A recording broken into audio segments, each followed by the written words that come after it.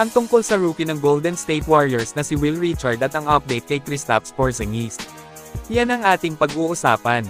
Ngunit bago yan ay paki-like po ng ating video, mag-subscribe at pindutin na rin ang notification bell para maging updated ka sa ating mga susunod pang videos na ipapalabas. Maraming salamat po. So unahin po natin ang update nitong kay Kristaps Porzingis. Matapos ang debut ni Kristaps sa Golden State noong nakaraan kalaban ang dating kupunan niya na Boston Celtics mga kaibigan. Ay sa mga sumunod na 3 games ng GSW ay hindi po naglaro si Porzingis due to an illness.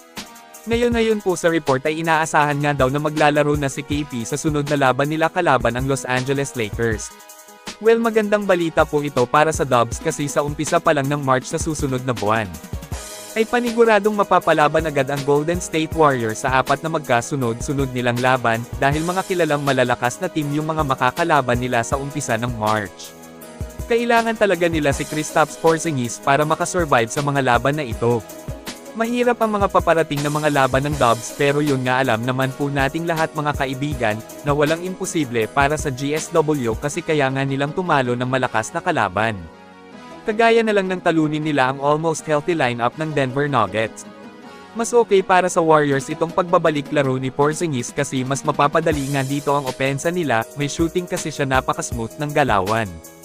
Ang advantage dito ay magkakaroon po ang Dubs ng maraming mismatch kay Kristaps dahil sa kanyang saktong tangkad. Napakalaking challenge sa Warriors ang 4 na magkasunod-sunod nilang mga laban kaya abangan po natin, kailangan pa ng maraming panalo para masiguro ang pagpasok sa playoffs. Kayo mga kaibigan, ano ang masasabi nyo sa inaasahang pagbabalik laro ni Porzingis kontra LA Lakers? Mag-comment lang po. Ngayon ay dito na po tayo sa rookie ng Golden State na si Will Richard, kung saan parang hindi na talaga rookie ang dating nitong si Richard. Napinangunahan lang naman niya ang Warriors sa scoring kontra Memphis Grizzlies na nagtala ng 21 puntos. Magaling at talaga namang maaasahan sa depensa at opensa, sa ngayon masasabing gumagana din siya sa starter ng Dubs.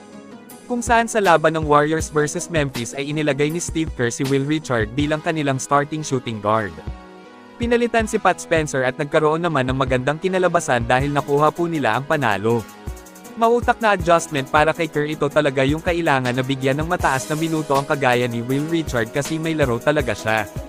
Ito tingnan nyo po hanggang dulo ang ginawa niya sa bakbakan kontra Grizz, lupit ni Will Richard.